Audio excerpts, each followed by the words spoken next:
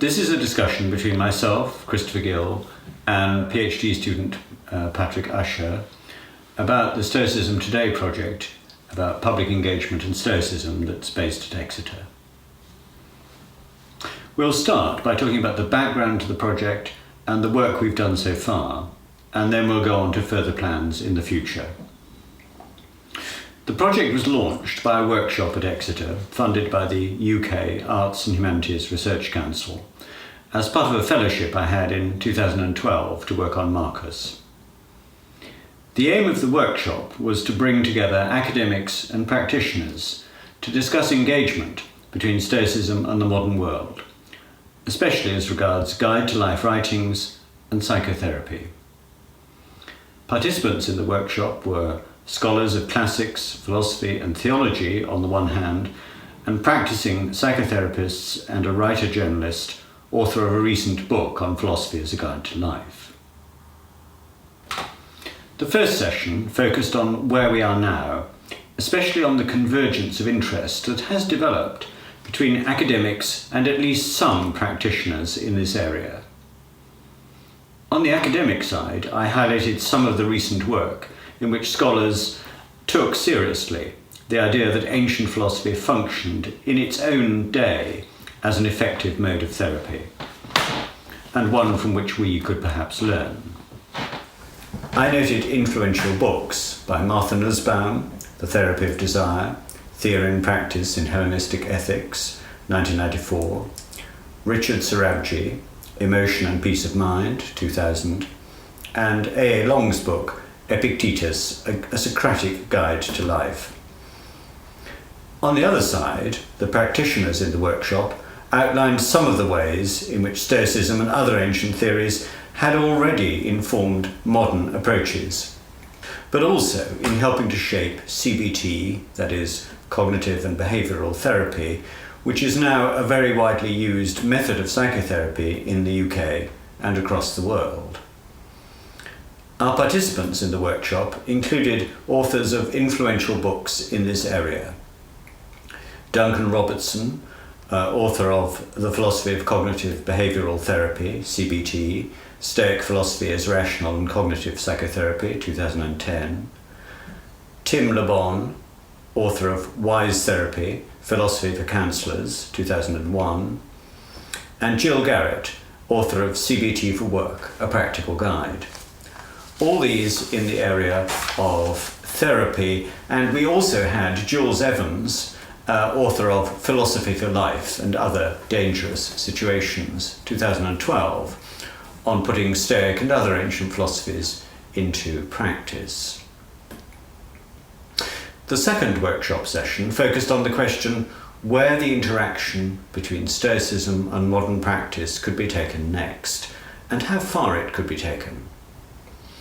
This was a fascinating, wide-ranging and immensely constructive session, and since then we've only scratched the surface of the ideas brought up in that discussion. But three practical suggestions made then have been taken forward. An ongoing email exchange between participants in the workshop, a blog, and a Live Like a Stoic week, which we'll talk about in a minute. The third session centred on the role that Marcus's meditations could play as a resource for modern living. And as I've done today, I outlined Marcus's aims in the ancient context, and also went on to talk about the scope and challenges of using the meditations for the same purpose today. It might be worthwhile listing some of the broader questions about putting Stoicism into practice that I raised at the end of that session, because they've continued to recur in our subsequent discussions, and I'm sure they will go on being important. These questions are these. How much is enough? How much Stoicism does one need to accept in order to gain benefit from any one aspect of Stoic thought? Secondly, do we need to accept the Stoic value system, the idea that virtue is the only good, in order to gain benefit from the Stoic therapy of emotions and to gain tranquility and peace of mind in that way? Thirdly, do we need to accept the validity of Stoic psychology especially their specific kind of psychophysical and psychological holism, in order to be assured that we have the capacity to confront our problems in life effectively. Finally, do we need to accept the validity of the Stoic providential view of the cosmos and fate to gain the benefit of Stoic advice about resignation and calm in response to disaster and death? So let's go on, and Patrick, could I ask you now to talk about, because you've done a great deal of this work, to talk more about setting up the blog and what we've put on it and the way we've used it, and also about the Live Like a Stoic week. Certainly. The setting up the blog was essentially a means to continue this conversation we had at the workshop about how to modernize Stoicism. But it's also a place which has really become a kind of online Stoic magazine in which people, whether academics, students, or people from any walk of life, have been able to post articles on how they have been implementing Stoicism in their day-to-day life. And it's very much hoped that it will continue to function as this kind of online magazine which anyone can contribute to. The other main and the biggest thing that came out of the workshop was the idea of living like a Stoic for a week. And this was something that myself and Chris had talked about a few months previously to do just with the Roman philosophy students at Exeter. But when we had this workshop with all these experts on modernising Stoicism, it seemed clear that a very good approach would be to try and broaden this out and to make it something that anyone could take part in. So we all worked together to make this booklet, which contained Stoic advice, but we say modern takes on it. So you had a lot of Stoic texts which were the basis for modern day reflective exercises and techniques, and even some audio material which people could listen to and be guided through Stoic exercises. So we worked together to put together this booklet for Live Like a Stoic week, which ended up being from the 25th of November, or the 26th of November, to the 3rd of December 2012. And our original plan was to do a small-scale Stoic week in November, December, and then do a much larger one in March or April.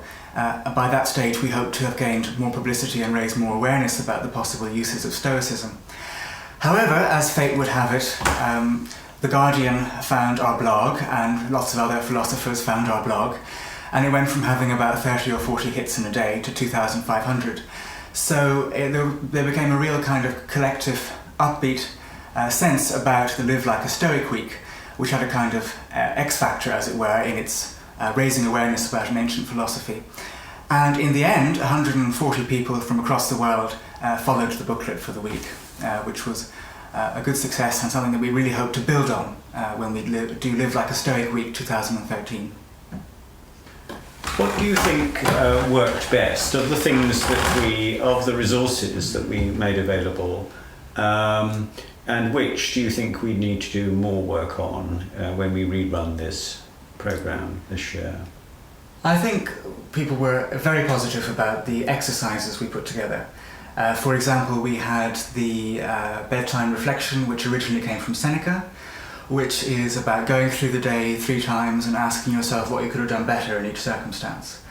Or the view from above, which comes from a passage in Marcus Aurelius, imagining yourself vis-a-vis where you're placed in the cosmos, vis-a-vis your family, your society, the whole human race, and working out your role within that. In fact, that was the most popular exercise. So I think on that practical level, the exercises came across very well. What we didn't do so well, where we could work on improving, is to include more on Stoicism itself and on the theory which underpinned it, and to present that in a really accessible way, I think. So people really do need to have a clearer idea about what living like a Stoic means, in ways that go beyond just practices, meditative practices, say. Yes, it needs to go beyond just being a technique.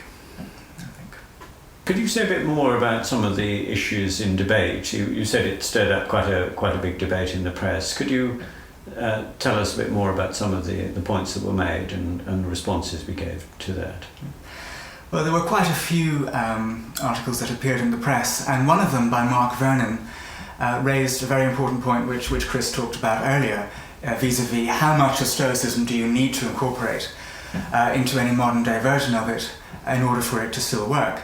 And Mark's point essentially was that Stoicism was originally had elements of the divine in it, and that actually he finished his article by suggesting maybe if we want to modernize Stoicism, perhaps we should start in the church.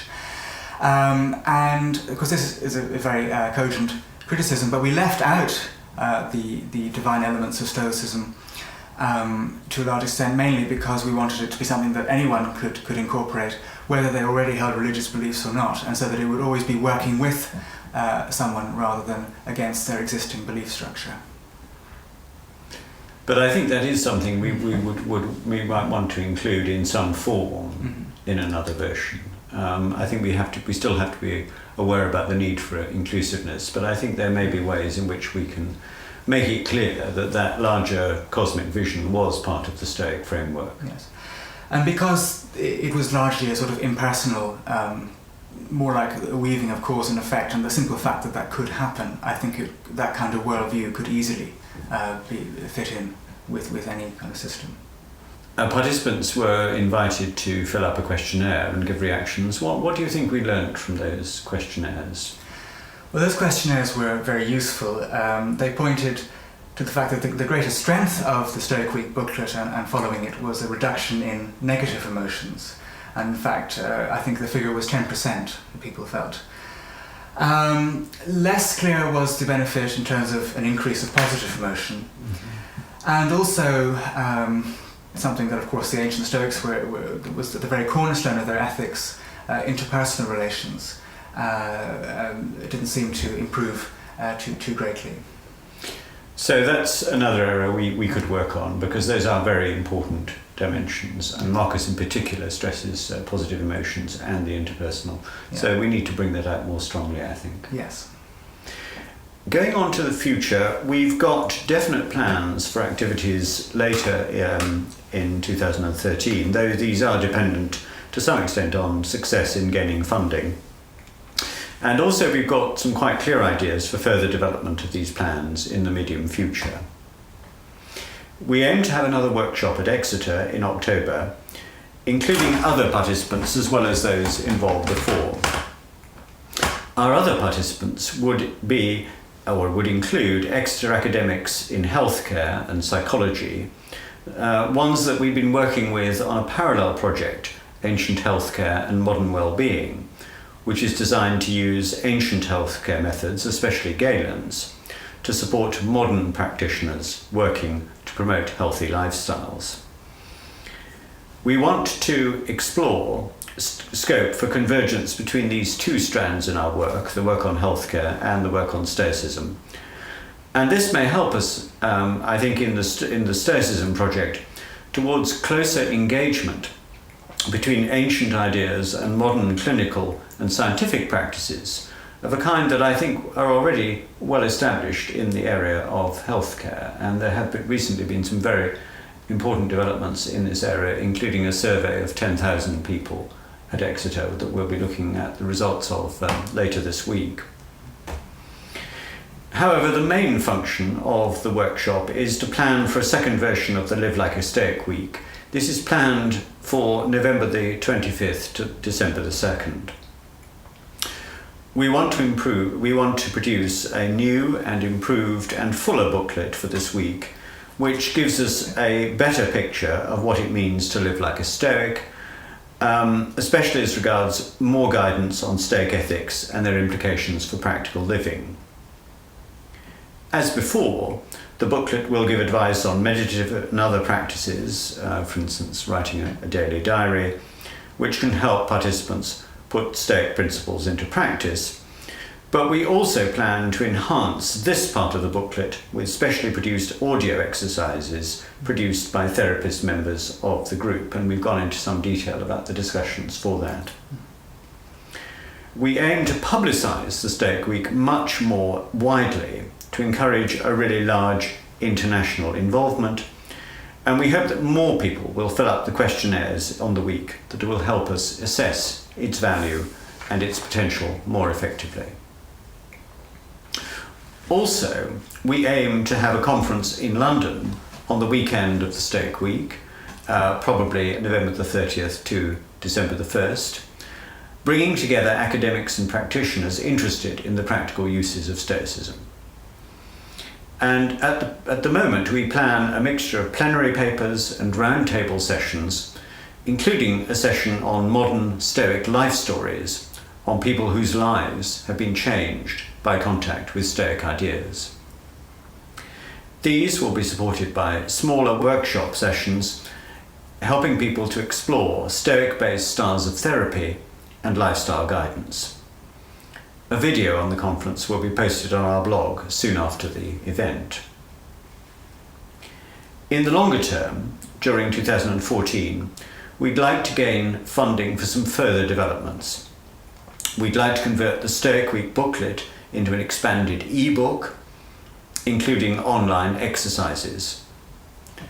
This would be posted on a dedicated website and will be available free on an ongoing basis as support for an introductory 6 or 8 week course on putting Stoicism into practice. This would then represent a permanent and widely available version of the Stoic Week and would take our engagement to a new level. Our overall aim in the end, I think, is to try and give Stoicism the kind of role that Buddhism has had in promoting and developing CBT.